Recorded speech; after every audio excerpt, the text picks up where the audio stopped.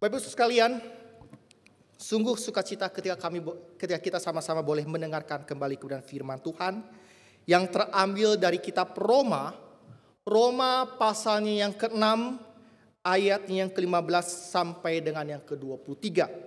Roma pasalnya yang ke-6 ayat 15 sampai dengan yang ke-23. Firman Tuhan hari ini berjudul Menjadi Hamba Kristus. Saya akan bacakan untuk Bapak, Ibu, Saudara sekalian.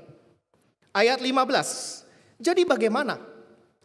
Apakah kita akan berbuat dosa karena kita tidak berada di bawah hukum Taurat, tetapi di bawah kasih karunia? Sekali-kali tidak. Apakah kamu tidak tahu bahwa apabila kamu menyerahkan dirimu kepada seseorang sebagai hamba untuk mentaatinya, kamu adalah hamba orang itu yang harus kamu taati, baik dalam dosa yang memimpin kamu kepada kematian maupun dalam ketaatan yang memimpin kamu kepada kebenaran. Tetapi syukurlah kepada Allah, dahulu memang kamu hamba dosa, tetapi sekarang kamu dengan segenap hati telah mentaati pengajaran yang telah diteruskan kepadamu. Kamu telah dimerdekakan dari dosa dan menjadi hamba kebenaran. Aku mengatakan hal ini secara manusia karena kelemahan kamu. Sebab sama seperti kamu telah menyerahkan anggota-anggota tubuhmu menjadi hamba kecemaran dan kedurhakaan yang membawa kamu kepada kedurhakaan, demikian hal kamu sekarang harus menyerahkan anggota-anggota tubuhmu menjadi hamba kebenaran yang membawa kamu kepada pengudusan. Sebab waktu kamu hamba dosa, kamu bebas dari kebenaran. Dan buah apakah yang kamu petik daripadanya? Semuanya itu menyebabkan kamu merasa malu sekarang, karena kesudahan semuanya itu ialah kematian. Tetapi sekarang, setelah kamu dimerdekakan dari dosa, dan setelah kamu menjadi hamba Allah, kamu beroleh buah yang membawa kamu kepada pengudusan, dan sebagai kesudahannya ialah hidup yang kekal. Sebab upah dosa ialah maut, tetapi karunia Allah ialah hidup yang kekal dalam Kristus Yesus Tuhan kita. Sedemikian jauh firman Tuhan yang telah kita dengar. Berbahagialah bagi mereka yang melakukannya dalam kehidupannya sehari-hari. Bapak, Ibu, Saudara sekalian, suatu hari Philip Yancey, penulis Kristiani ternama, didatangi seorang pria yang menyatakan ingin menceraikan istrinya dan menikahi perempuan lain. Pria ini bertanya, Pak Philip atau Pak Yancey, maukah Allah mengampuni dosa yang akan saya lakukan ini? Bukankah Allah Maha Kasih? Lalu Yancey mengingatkan pria itu dengan sebuah nasihat yang berbunyi, jika seseorang sengaja hidup dalam dosa, bisa jadi ia lupa kembali ke jalan Tuhan. Ya. Maksud daripada Pak Yancey mengatakan ini, ada satu harapan pria ini tidak sampai menceraikan istrinya dan menikahi perempuan lain. Namun Bapak sekalian, sangat disayangkan sekali, nasihat itu tak digubris. Pria ini tetap menjalankan rencananya. Sehingga pria ini tidak mau kembali lagi kepada Pak Philip atau Pak Yancey. Bapak sekalian, pria ini tidak hanya jatuh dalam dosa, tetapi juga dia sengaja memilih. Pria ini sengaja memilih hidup dalam dosa. Bapak sekalian, ini serupa dengan cerita tentang babi dan kucing. Pria itu memilih menjadi seperti babi yang bila dimasukkan ke kubangan, ia betah berkubang di situ. Ia betah untuk hidupnya kotor. Ia tak memilih sikap seperti seekor kucing yang bila jatuh ke kubangan, ia akan segera berupaya keluar. Bapak sekalian, seperti Yancey, Paulus pun mengingatkan kita supaya berhati-hati. Setelah kita menerima kasih karunia Tuhan, kita harus berjaga-jaga agar jangan diperalat lagi untuk menjadi hamba dosa. Karena kita sudah dimerdekakan. Justru sebaliknya firman Tuhan menyatakan setiap orang yang telah dimerdekakan, setiap orang yang telah hidup di bawah kasih karunia Tuhan, mereka adalah hamba Kristus atau hamba kebenaran. Oleh karena itu Bapak Ibu sekalian, ketika kita mendengarkan hamba Kristus yang disampaikan oleh firman Tuhan pada hari ini, saya harap setiap kita, pemahaman kita yang namanya hamba Kristus bukan hanya dibatasi untuk mereka yang menjadi seorang pendeta, penginjil, atau mereka yang pernah mengecap pendidikan di sekolah teologi. Tetapi setiap kita yang sudah hidup di bawah kasih karunia Tuhan, saya dan saudara adalah hamba Kristus, hamba kebenaran. Bapak sekalian, bagian firman Tuhan yang kita bahas pada hari ini merupakan bagian antisipasi terhadap kesalahpahaman yang kemungkinan timbul dari pernyataan Rasul Paulus yang itu kita bisa lihat di pasal-pasal sebelumnya. Di dalam Roma pasal 5 ayat yang ke-20, 21. Rasul Paulus mengatakan, tetapi hukum Taurat ditambahkan supaya pelanggaran menjadi semakin banyak. Dan di mana dosa bertambah banyak, di sana kasih karunia menjadi berlimpah-limpah. Supaya sama seperti dosa berkuasa dalam alam maut, demikian kasih karunia akan berkuasa oleh kebenaran untuk hidup yang kekal oleh Yesus Kristus Tuhan kita. Jadi Bapak Ibu sekalian, pada saat itu ketika Rasul Paulus mengatakan bahwa keselamatan merupakan kasih karunia dari Tuhan, kita dibenarkan karena iman. Ada kemungkinan orang-orang berpikir, orang-orang Kristen di Roma berpikir bahwa kalau kita sudah tidak lagi hidup di bawah hukum Taurat, tidak lagi keselamatan kita bergantung kepada perbuatan-perbuatan baik, tetapi dari kasih karunia Tuhan. Mereka berpikir bahwa kalau begitu, karena saya sudah hidup di bawah kasih karunia Tuhan, saya boleh melakukan apa saja termasuk hidup kembali, melakukan dosa. Oleh karena itu tidak heran di dalam Roma pasal 6 ayat 1, Rasul Paulus mengatakan, jika demikian apakah yang hendak kita katakan? Bolehkah kita bertekun dalam dosa supaya semakin bertambah kasih karunia itu? Ayat 2 dengan jelas Rasul Paulus mengatakan, sekali-kali tidak. Jadi Bapak sekalian, ayat 15 yang tadi kita dengar, itu mirip dengan apa yang dikatakan di dalam Roma 6 ayat 1. Yang dimana Rasul Paulus kembali menegaskan bahwa seseorang yang sudah hidup di bawah kasih karunia Tuhan, bukan berarti dia dengan semaunya, dengan sembarangan, saya hidup lagi di dosa. Saya hidup lagi diperbudak oleh dosa. Tetapi justru Rasul Paulus mengatakan bahwa ketika engkau sudah mati dan bangkit bersama atau di dalam Kristus, hidupmu itu bukan lagi sembarangan. Justru hidupmu itu adalah bagi Kristus. Jadi Bapak sekalian, kasih karunia bukan berarti kita akhirnya hidup sembarangan. Justru hidup kita harus hidup yang mencerminkan sebagai hamba Kristus. Bapak sekalian, kembali firman Tuhan mengingatkan kita bahwa hidup di bawah kasih karunia Tuhan bukan berarti saya dan saudara bisa bebas melakukan apa saja.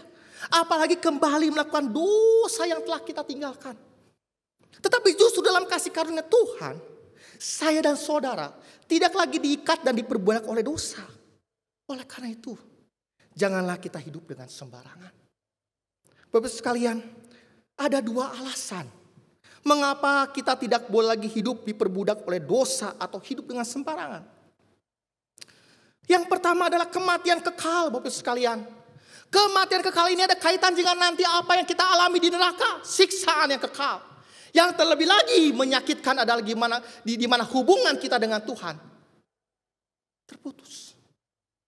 Bapak sekalian, pada Jumat Agung kemarin, saya rasa sudah dengan jelas dan tegas konsekuensi dosa adalah kematian kekal.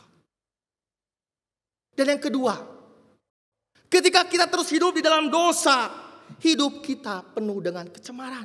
Ada rasa malu Bapak sekalian. Dan saya percaya setiap kita selama kita hidup, kita tidak mau Bapak sekalian terus dalamnya ada perasaan malu karena kita terus hidup dalam kecemaran. Jadi Bapak Ibu sekalian, saya harap dengan dua alasan ini setidaknya membuat kita untuk betul-betul berpikir ulang kalau saya mau hidup dalam dosa. Bapak Ibu sekalian, konsep hamba atau budak yang Rasul Paulus singgung pada bagian ini tidak terlepas dari kondisi saat itu. Di mana yang namanya hamba atau budak saat itu akan taat kepada seseorang yang telah membelinya untuk dijadikan tuannya. Sesuai aturan perdagangan budak waktu itu, ada dua kondisi atau syarat yang memungkinkan seorang budak bebas dari kuasa tuannya. Pertama, jika budak tersebut dibeli oleh tuan lain. Yang kedua, jika budak tersebut meninggal dunia. Bapak sekalian, dengan dua persyaratan ini, maka Rasul Paulus memakainya untuk dijadikan metafora bahwa saat seseorang diperbudak oleh dosa, maka yang menjadi tuannya adalah dosa. Tetapi saat dia dimerdekakan dari perbudakan dosa oleh Allah, dalam arti Allah telah membebaskan, membelinya, memerdekakan dari perbudakan dosa, maka orang tersebut atau budak tersebut bukan lagi budak atau hamba dosa, tetapi menjadi hamba Allah atau budak Allah. Dan itu yang berarti yang menjadi tuan sekarang adalah Allah. Bapak Ibu sekalian, dengan kondisi dan status kita yang tidak lagi hidup diperbudak atau diikat oleh dosa, tetapi menjadi hamba Allah, maka sekarang kita hidup dengan status yang baru. Dan hal ini Rasul Paulus berkali-kali tegaskan di ayat yang ke-17 sampai yang ke-20 dan 22. Yang dahulu mereka adalah hamba dosa, namun sekarang telah menjadi hamba kebenaran. Ayat 18 dan 19. Atau hamba Allah pada ayat 22. Dikarenakan Allah lah yang telah memerdekakan, Allah lah yang telah melepaskan kita dari perbudakan dosa, akhirnya kita pun dimampukan untuk hidup sebagai hamba kebenaran. Kita dimampukan oleh Allah untuk menjadi alat atau melakukan kebenaran. Bapak sekalian, setelah Rasul Paulus mengatakan ya, mati dan bangkit bersama dengan Kristus. Di ayat yang tadi kita sudah dengar, di sini Rasul Paulus memberikan suatu pilihan, bahkan pengkontrasan dua macam perhambaan pada bagian ini yaitu hamba dosa dan hamba kebenaran. Rasul Paulus bermaksud ingin memberikan penekanan kepada kita bahwa mau tidak mau saya dan saudara harus memilih. Tidak ada yang namanya netralitas atau saya berdiri di tengah-tengah. Saya dan saudara harus memilih. Apakah saya memilih menjadi hamba dosa atau hamba kebenaran? Di samping itu Bapak sekalian, ilustrasi tentang tuan dan hamba yang disampaikan Rasul Paulus pada bagian ini jelas sekali, di mana ia hendak ingin menyampaikan bahwa kepada apa saja Anda menyerahkan diri, itulah yang menjadi tuan Anda. Ketika hidup saya serahkan kepada dosa, berarti yang menjadi tuan saya adalah dosa. Atau ketika saya menyerahkan hidup saya kepada kebenaran, kepada Allah, berarti yang menjadi tuan adalah Allah. Bapak sekalian, sebelum kita diselamatkan, kita adalah hamba dosa. Karena yang menjadi tuan kita adalah dosa. Tetapi sejak kita menjadi milik Kristus, kita dibebaskan dari perbudakan lama kita yaitu dosa, dan kita dijadikan hamba Kristus. Bapak sekalian, keberadaan kita menjadi hamba Allah atau hamba Kristus tidak dapat kita lepaskan dari yang namanya penyerahan diri. Dan hal itu terlihat dari ayatnya yang ke-19. Bapak sekalian, apa yang Rasul Paulus katakan di ayat 19 ini mirip dengan apa yang ia telah sampaikan di ayat yang ke-13 dalam pasal yang sama, pasal 6. Sebagaimana mereka dulu menyerahkan hidup sebagai hamba kecemaran dan kefasikan, sekarang setelah mereka hidup di bawah kasih karunia Allah, mereka harus menyerahkan diri kepada kebenaran sebagai hamba kebenaran. Bahkan Warren Wiersbe mengatakan bahwa ketika saya menyerahkan diri kepada Allah, itu ada satu gairah yang luar biasa sekali. Yang lebih besar malahan ketika hidup saya diserahkan kepada dosa. Ketika saya menyerahkan hidup saya kepada Allah, ada perasaan sukacita. Ada perasaan yang teramat lebih daripada kebahagiaan. Karena saya tahu yang menjadi Tuhan saya adalah Allah. Bapak sekalian, tentu bentuk ekspresi hamba kebenaran terlihat dari cara menggunakan atau memperlakukan anggota-anggota tubuhnya yang ia serahkan bukan lagi pada kedagingan atau kecemaran, tetapi kepada kebenaran dalam proses pengudusan. Bapak sekalian, kalau kita perhatikan kitab Roh ini menarik sekali, di mana Rasul Paulus bukan hanya memberikan atau mengajarkan secara pengetahuan, tetapi juga dia memberikan juga, memberitahu apa yang kita ketahui harus terlihat dari bagaimana kita mempergunakan tubuh ini. Roma 12 ayat 1, ibadah yang sejati adalah bagaimana kita mempergunakan tubuh ini. Bapak sekalian, beberapa waktu yang lalu sempat ada kabar berita yang cukup menghebohkan yang datang dari dunia perfilman pornografi. Bapak sekalian, diberitakan bahwa ada seorang artis yang terkenal dalam film tersebut bertobat. Artis tersebut bernama Britney de la Mora. Di dalam kehidupannya sebelum bertobat, Britney sudah menjadi orang yang terkenal dalam kancah dunia perfilman pornografi. Tentu banyak sekali uang yang telah dihasilkannya. Nah, di dalam kesaksian pertobatannya, Britney mengakui dan mengatakan bahwa saat ia terjun dalam dunia perfilman tersebut, ia berkata bahwa saat itu ia sedang berada dalam pencarian cinta di tempat yang salah. Karena Britney tidak merasakan apa-apa dalam dunia perfilman, walaupun dia memiliki uang yang begitu banyak. Lalu ia kemudian terjerumus dalam pemakaian obat-obatan terlarang, kokain, heroin. Pemakaian obatan-obatan tersebut dikarenakan kehidupannya mengalami depresi. Britney sudah merasakan putus asa dan akhirnya ia mencoba untuk memakai obat-obatan terlarang itu dengan overdosis sebagai cara dia untuk bunuh diri. Tetapi pemakaian overdosis obat-obatan terlarang tersebut tidak membuatnya ia mati. Di bulan November 2012, saat Britney hendak melakukan penerbangan ke Los Angeles untuk melakukan syuting film, ia digerakkan untuk membawa Alkitab yang ia peroleh dari salah satu gereja yang pernah ia datangi. Saat di bandara, Britney digerakkan untuk membuka satu bagian firman Tuhan. Dan saat itu firman Tuhan yang ia baca berasal dari kitab Wahyu 2 ayat 20 sampai 23. Di mana bagian itu berbicara tentang perempuan yang bernama Isabel yang memimpin umat Allah untuk melakukan percabulan. Dan bagaimana Allah memberi waktu serta kesempatan kepada Britney pada waktu itu bertobat. Setelah ia membaca firman Tuhan itu, timbul dalam dirinya seperti perasaan yang takut akan Tuhan yang luar biasa.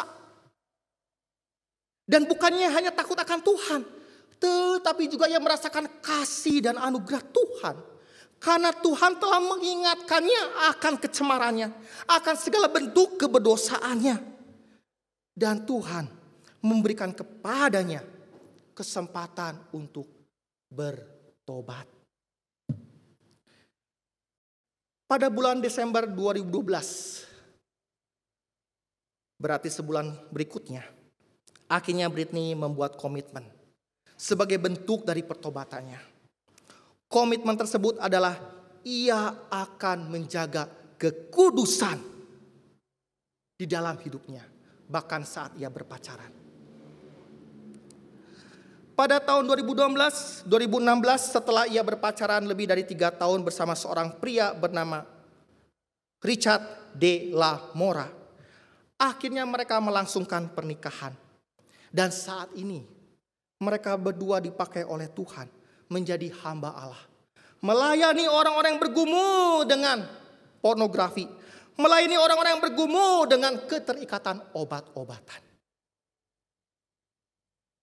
Bapak sekalian, kesaksian hidup Britney ada kemiripan dengan seorang hamba Allah yang bernama Agustinus.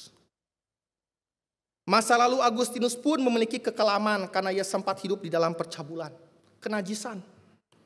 Saat Agustinus berada di sebuah taman, lalu ia mendengar suara yang berkata, "Buka dan baca. Buka dan baca." Lalu tidak lama kemudian Agustinus membuka dan membaca firman Tuhan yang saat itu terbuka, kitab Roma ayat 13 sampai dengan yang ke-14. Melalui firman Tuhan itu Agustinus diingatkan untuk hidup dalam kekudusan. Tidak lama kemudian Agustinus bertobat dan akhirnya ia menyerahkan diri untuk dipakai oleh Tuhan menjadi hambanya. Bapak sekalian, selain Britney dan Agustinus yang memiliki masa lalu kelam dan memalukan, Rasul Paulus sebagai penulis kitab Roma ini, ia pun memiliki masa lalu yang kelam dan jahat. Saya rasa saat Rasul Paulus menulis bagian ini bukan berarti dia amnesia. Bukan berarti dia lupa terhadap tindakan dia di masa lalu, di masa dia sebelum hidup di bawah kasih karunia Tuhan. Rasul Paulus tahu dan sadar siapakah dirinya sebelum ia hidup di bawah kasih karunia Allah. Jika kita perhatikan dalam surat yang ia tulis kepada Timotius dalam 1 Timotius 1 ayat 13. Dengan terang-terangan Rasul Paulus memberitahu siapa dan apa yang telah ia lakukan di masa lalunya. Ia adalah seorang penjahat yang tidak segan-segan untuk menganiaya jemaat Tuhan. Bahkan di bagian yang sama dalam ayat yang ke-15 ia mengatakan bahwa di antara orang berdosa dialah yang paling berdosa.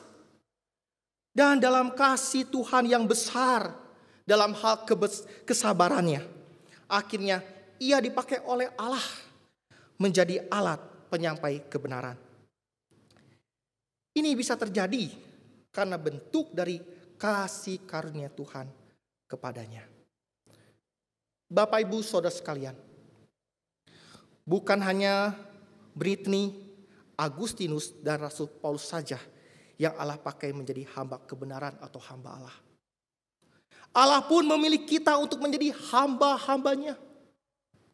Setiap orang yang telah hidup di bawah kasih karunia Allah, maka Allah pakai untuk menjadi alatnya, untuk menjadi hambanya.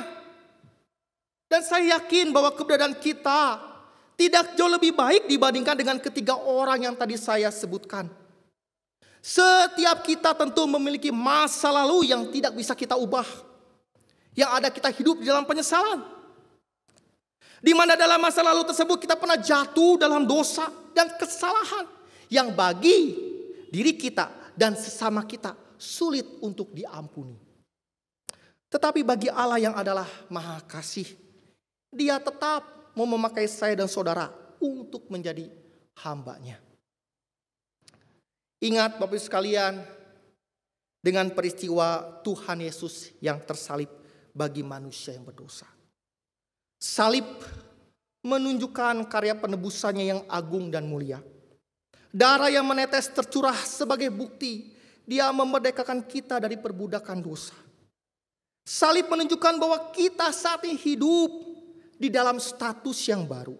Yang tadinya adalah hamba dosa, sekarang berubah menjadi hamba kebenaran atau hamba Allah. Kita dengan darahnya yang begitu mahal telah dibeli lunas oleh Kristus untuk menjadi hambanya. Oleh karena kita telah lunas dibayar dengan darah Kristus yang begitu mahal, yang begitu mulia, maka masa lalu kita dan bahkan dosa yang pernah kita lakukan tidak mengurangi kualitas kasih karunia yang Allah telah berikan bagi kita. Bahkan mungkin jika sampai saat ini kita masih ada pergumulan dosa yang belum selesai, kita masih terkadang jatuh bangun, ingatlah bahwa kasih karunia Allah tetap berada dalam kehidupan kita. Tetap Allah berikan kepada kita. Tetapi Bapak sekalian, bukan berarti akhirnya kita tidak melakukan apa-apa. Ingat dengan tadi, penyerahan diri. Bapak sekalian, khususnya untuk anak-anak muda, mungkin kita tidak asing dengan kalimat ini. Tuhan menerima kita apa adanya. Betul Bapak sekalian. Tetapi perlu kita ketahui, ini bukan titik, ada koma Bapak sekalian. Penerimaan Tuhan yang apa adanya terhadap kita bukan berarti kita terus-menerus hidup di dalam apa adanya atau begitu-begitu saja. Di dalam kasih karunia Tuhan, Tuhan ingin kita tidak selalu seadanya kita, tetapi Ia pun ingin kita berubah. Berubah semakin serupa seperti Kristus. Ayat 19, dalam proses pengudusan. Oleh karena itu Bapak sekalian, ketika Allah menerima kita apa adanya, tetapi Ia tidak pernah membiarkan kita tetap begitu-begitu saja. Bapak sekalian, kalau kita hanya bisa menerima Allah itu menerima apa adanya, tapi saya gak mau berubah, di manakah yang namanya proses pertumbuhan dan pembentukan? Bahkan di manakah prosesnya pengudusan? Bapak sekalian, keberadaan kita yang apa adanya. Tuhan terima apa adanya diri kita. Tetapi juga harus disertai dengan kehidupan yang menyerahkan diri kepada Allah. Bapak sekalian, ingat dengan apa yang firman Tuhan katakan, hidup di dalam kasih karunia Tuhan tidak terlepas dari penyerahan diri kepada Allah untuk dipakai menjadi hambanya, hamba kebenaran. Ada bentuk tindakan yang kita lakukan dengan sadar dan sengaja, yaitu sikap yang menyerahkan diri kepada Allah sebagai Tuhan dalam hidup kita, sehingga kita menjadi hambanya. Penyerahan diri atau hidup yang menyerahkan diri kepada Allah, tentu ini berkaitan dengan sikap kita di dalam hal ketaatan atau tunduk. Seperti lagu yang telah kita nyanyikan tadi bersama-sama. Aku tak membawa apa-apa, tetapi di dalam keberadaan kita, kita rindu. Ketika Tuhan melihat diri kita, Dia mendapati kita memiliki hati hamba. Hamba yang taat, tunduk, dan setia kepada Tuhan.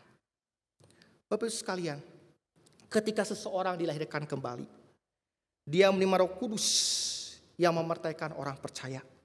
Dan Tuhan Yesus berjanji bahwa Roh Kudus akan memimpin kita ke dalam kebenaran. Di dalam kehidupan yang dipimpin oleh Roh Kudus, maka di sini diperlukan keterlibatan orang percaya untuk mau hidupnya dipimpin oleh Roh Kudus. Dengan sukacita, ya, kita menyerahkan diri kita dalam pimpinan kuasa Roh Kudus, membiarkan Dia menguasai kita. Bapak sekalian, spiritualitas Kristiani adalah berdasarkan sampai sejauh mana orang percaya yang sudah dilahirkan kembali mengizinkan Roh Kudus memimpin dan menguasai hidupnya. Oleh karena itu dalam proses kita mengenal dan bertumbuh melalui hubungan yang kita bangun dalam keseharian kita dengan Tuhan Yesus, tidak bisa kita lepaskan dari sikap yang menaati atau menaklukkan diri kepada pelayanan Roh Kudus. Bapak sekalian, maka dari itu spiritualitas Kristiani adalah orang percaya yang sudah dilahirkan kembali, yang memutuskan secara konsisten dan terus-menerus untuk berserah pada pelayanan Roh Kudus. Ketika kita telah sungguh-sungguh hidup dikuasai atau dipimpin oleh Roh Kudus, maka diri kita dapat dipakai menjadi alat kebenaran. Tuhan memampukan kita untuk menjadi alat kebenaran, hamba kebenaran. Bapak sekalian, firman Tuhan pada hari ini dengan jelas memberikan kepada kita satu pilihan. Dan pertanyaannya adalah, mana yang akan saya dan saudara pilih? Apakah menjadi hamba dosa atau hamba Kristus? Apapun pilihan Bapak Ibu sekalian, pasti ada konsekuensinya. Kalau kita memilih menjadi hamba dosa, kematian kekal, maut. Tapi kalau kita memilih menjadi hamba Kristus, hamba kebenaran, hidup yang kekal. Dan saya berdoa dan berharap, semoga kita semua dimampukan untuk menjadi hamba Kristus. Dengan menjadikan Kristus sebagai Tuhan dalam hidup kita, kita menyerahkan diri kepada Dia.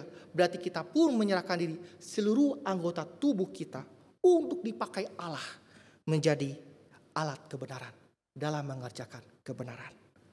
Soli Deo Gloria. Mari kita berdoa. Tuhan Yesus, ketika hamba-Mu telah selesai berbicara, biarlah Roh Kudus yang terus berbicara mengingatkan kami untuk kami hidup sebagai hamba Kristus. Hamba-hamba yang memiliki kerinduan untuk melakukan kebenaran. Dan kami merindukan Tuhan sebagai bentuk penyerahan diri kami kepada Engkau yang adalah Tuhan kami. Kami juga menyerahkan daripada anggota tubuh kami ini Tuhan. Apa yang kami katakan adalah kebenaran. Apa yang dalam hati kami adalah kebenaran. Apa yang dalam pikiran kami kebenaran. Sehingga apa yang kami tunjukkan adalah kebenaran. Dan tentu hal ini terjadi tidak terlepas daripada kami pun. Hidup kami dikuasai, dipimpin penuh oleh pelayanan Roh Kudus. Nah, doa kami Tuhan, demi nama Yesus kita berdoa. Amin.